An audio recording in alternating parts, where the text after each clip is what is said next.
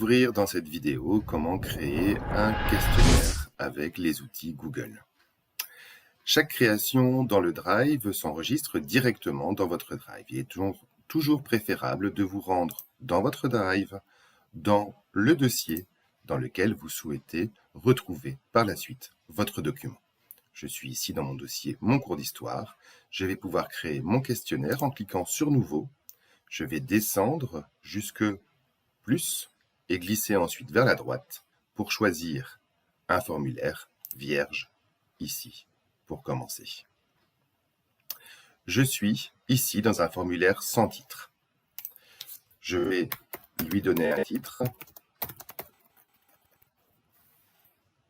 et je vais m'assurer en cliquant dans le titre en haut à gauche que celui-ci est bien compris dedans.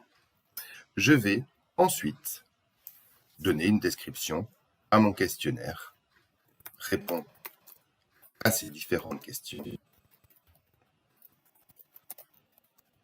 sur l'histoire de la Belgique.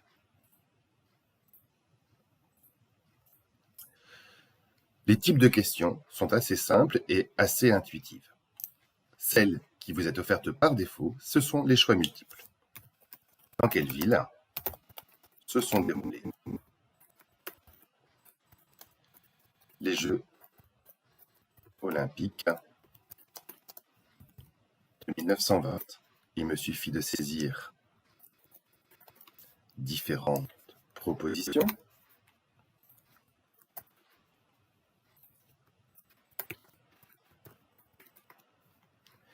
Et je peux choisir de rendre ou non obligatoire ma question. Toutefois, à ce niveau-ci, je suis davantage dans un sondage que dans un questionnaire. Je vais modifier les éléments en indiquant, grâce aux paramètres, qu'il ne s'agit pas d'un sondage, mais bien d'un questionnaire. Vous voyez que l'option qui se trouve ici me permet de convertir directement en questionnaire, ce qui va me permettre de pouvoir publier des notes, de pouvoir choisir les bonnes réponses et le nombre de points. J'enregistre cette étape, ne doit se faire qu'une seule fois. Dès à présent, vous voyez qu'arrive le bouton « Corriger ». Je vais donc saisir la bonne réponse que je n'avais pas encore mise ici. Je vais cliquer sur « Corriger », sélectionner la réponse correcte, donner un nombre de points, la question étant difficile, elle vaut bien 2 points, et cliquer sur « Terminer ». Autre choix de question, je clique sur « Plus ». J'ai la possibilité de, par exemple, choisir des cases à cocher, ce qui me permettra de saisir plusieurs réponses. Quelles villes sont situées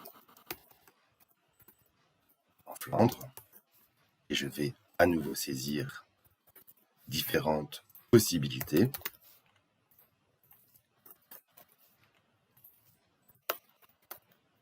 Je vais, comme tout à l'heure, proposer de corriger en mettant par exemple un point et bien évidemment en sélectionnant les réponses correctes.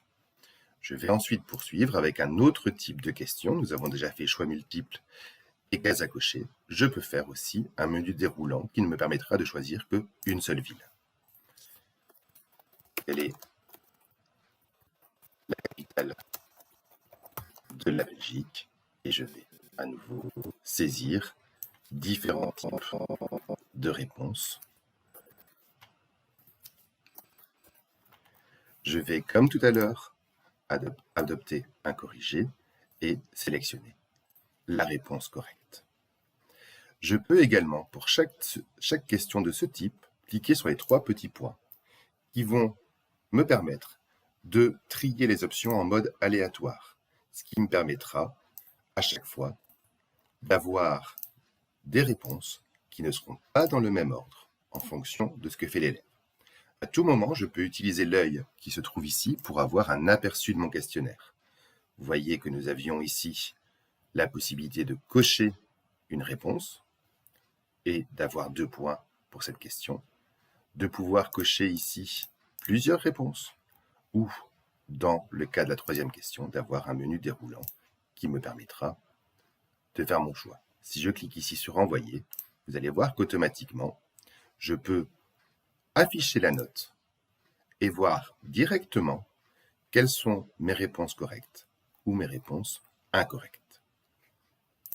Il existe d'autres types de questions, notamment les questions à réponse courte. Écris le nom de la capitale de la Belgique. Je vais ajouter la réponse correcte et valider en mettant un point. Je termine. Imaginons que l'élève choisisse de répondre en néerlandais. Et donc, d'écrire ainsi. Si j'estime que cette réponse est correcte aussi, je vais donc l'ajouter comme autre possibilité. Je termine. L'élève pourra donc choisir l'une ou l'autre réponse. Dans ce système, c'est très basique. L'ordinateur estime que c'est bon ou mauvais.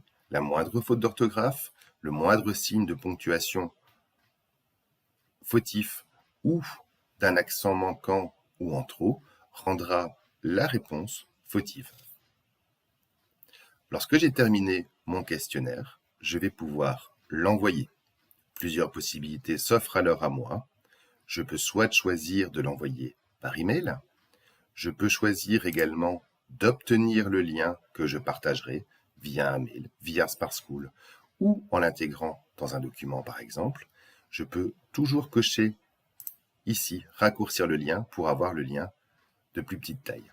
Je peux également, quand je veux l'intégrer dans une page web, employer ici le double signe qui me permet d'utiliser le code HTML, ce qui me permettra de l'intégrer dans une page web où le formulaire apparaîtra directement.